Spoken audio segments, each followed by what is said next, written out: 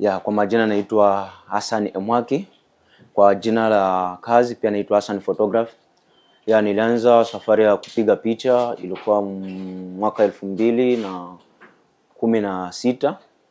Ndo nilianza kupiga picha.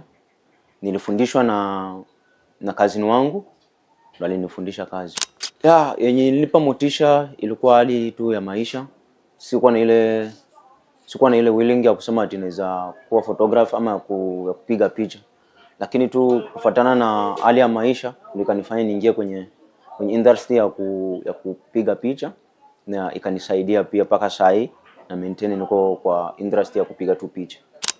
Ya, siwezi kumbuka ilikuwa mwaka gani, kwa sababu kipindi hicho cha hapo nyuma picha za tuseme kuanzia 2006, tuanzia 2007, 8 mpaka 2006, picha za kueditiwa ilikuwa ni ngumu sana. Ulikuwa piga picha unapeana, hata picha unaona iko sawa unapeana tu hivyo. Lakini sasa hii ya mpaka ufike kwa kila mtu akubali kazi yako, yani unang'ang'ana kwa kuedit, ya ndio hivyo. Ya, Kakuma kuna challenge kubwa sana, tuseme kwa kutoboa upate nafasi ya kusema ati uitwe mtu akupe kazi ama mtu akuamini kwa kazi ni ngumu sana, kwa sababu Kakuma kuna challenge kubwa sana, kwa sababu kuna vijana wengi wanajituma kufanya kazi na kuna vijana wengi wanapiga picha nzuri sana, mpaka ufikiwa hiyo hatua ya kupewa nafasi ya kuitwa kazi si rahisi sana.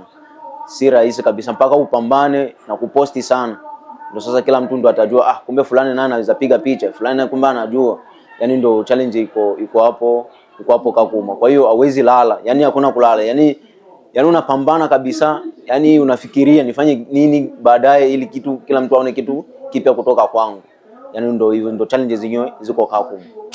Kwa ushawishi wa kukua kwenye hii kazi ni kufuatana, kwanza tuseme baada ya kuona wenye walikuwa nyuma yangu kuja kunipita kwa kufanya kazi, nikasema ati hapana, acha tena nifanye kitu tofauti ili watu waone kama mimi nafanya kazi. Mpaka sasa na mimi nafanya kitu tofauti chenye kinazafikia kwa wengine, chenye watu wanaona kazi yangu mpaka wananipa kazi. Ya, hiyo ndio nilifanya kishawishi cha kwanza.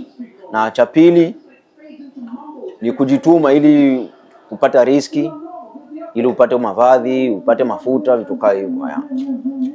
Ya,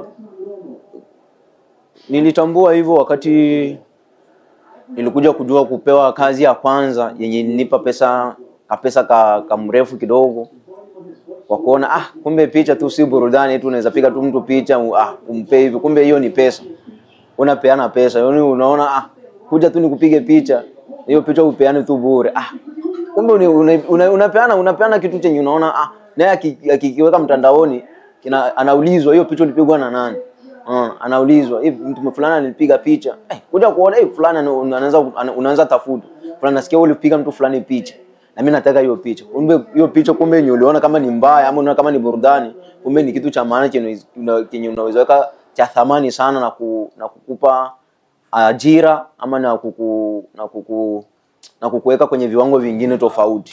Ya, by the way, kupiga picha umebadilisha maisha yangu kiasi, kwa sababu siwezi tegemea eti ni subiri brother ama ni subiri sister ama nipigie mzee simu bana, mimi nataka 200, nataka 100.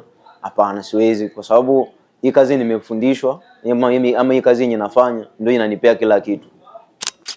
Changamoto cha kwanza ilikuwa kwa set camera. Setting ya kamera ndio ilikuwa challenge kubwa sana.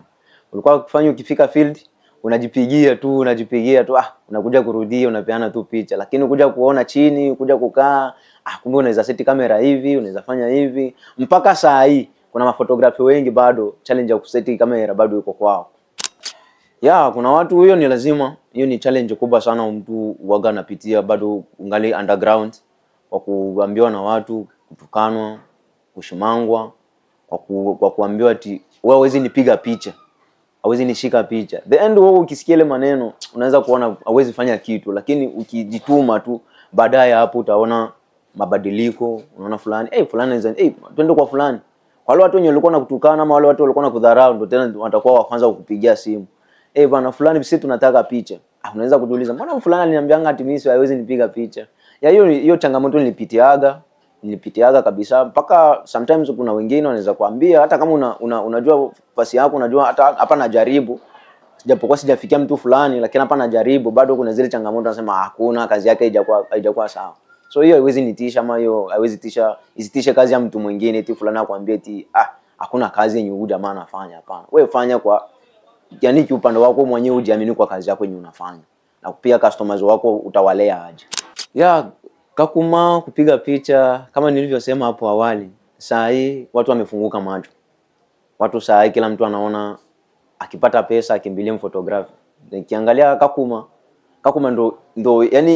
ndo chimbuko ya kuleta mafilmmaker, mafotograph. Hadi saa hii watu wengi walikuwa wanategemea filmedi, mpaka saa hii kuna wengine wanaanza kufanya, wameshakuwa na house media zao binafsi, kama pale Jiba yuko pale, ukiangalia kule Imani yuko pale, wako pale, yani wanafundisha vijana, na wale vijana nao hawalili tena kwenda filmedi tena, hapana. Wakitoka kwa Jiba, wakitoka nani Tisha, wakitoka kule kwa Imani, wanaingia field nao wanaanza fanya ile kidogo yenye walipata kule kwa hizo house media zingine zenye walisoma, na hapo ni kujipush tu wenyewe. Kwa hiyo tuseme like hapa Kalobe mtu hawezi kuwa na ile challenge, kwa sababu photography wengi hapa Kalobe si wengi kama Kakuma. Ukiangalia kabisa meditation za watu, Kakuma ndio iko na imebeba watu wengi sana kwa industry ya tuseme ya media.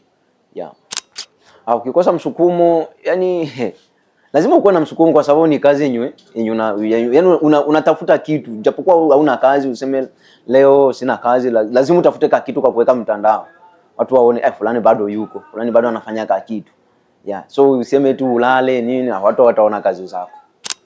Vitu vya kujinyima ni vingi sana. Hawezi eneza tuseme like ukitaka kama kwa interest ya picha ama ya filmmaking, hawezi endekeza sana tofauti urafiki, tuseme kama marafiki au wa kawaida. Unaweza tembea na rafiki, tuseme fulani anakuja kunitembelea na mwende mnatembea hivyo, mnatembea, hapana. Lazima ubeze kwa wale watu wenye wanafanya ile kazi yenye unafanya. Yani hao ndio marafiki zako, na zile connection kwa photographer wenzako, mafilmmaker wenzako, hivyo. Yani hao ndio familia. Mimi kwa maoni yangu, kwa picha ikuwe na nguvu na ama ushindani ukue kwenye picha, kwa sababu kila mtu sasa ashaelewa photoshoot ni nini, tofauti na kitambo venye ilikuwa. Photoshoot ya kitambo na ya saa hii, ama upigaji picha wa kitambo na wa saa hii uko tofauti kwa sababu smartphone zilikuwa bado hazijakuwa mingi hapo nyuma. Lakini saa hii smartphone zimeshakuwa nyingi, na kila mtu anaweza chukua picha na weka mtandao. So zile unaprintisha karatasi unapewa. Kitambo sisi tulikuwa fanya zile tunaprintia kwa karatasi tunakupewa unaenda. Lakini saa hii hata kwa simu yako utabambika tu, utapost. After hapo ukipost fulani atakuuliza kazi ni nani, hivyo na hivyo. Hivyo tu. Kuboresha ujuzi wangu ndio pale nilisema mingi ni kupost. Hawezi fanya kitu tu ukae nacho kwenye simu ama ukae nacho kwenye kompyuta ili mtu mwingine akuja kuangalia si fulani. Hata kama marafiki watafika hapo atasema ati fulani anafanyaga hiyo kazi, ila wale wengine wa nje waone hiyo kazi, mpaka upost ndio sasa watu wajue kama fulani hiyo kazi bado anaifanya. Editing lazima ikuwe, yani ukae chini, yani usijipe ule muda sana wa kusema, yani wewe na kompyuta na wewe, yani unakaa hapo kabisa unafikiria. Especially kwa photography, nilisahau hapo nyuma, especially photography ni ku create color. Color ndio kila kitu kwa photography. Hii siwezi sema ati nini. Pamoja na kamera, ndio unaweza kuwa na kamera safi unashindwa kufanya kitu cha maana. Ndio hivyo. Mimi zangu by the way, mimi kila picha naweza piga.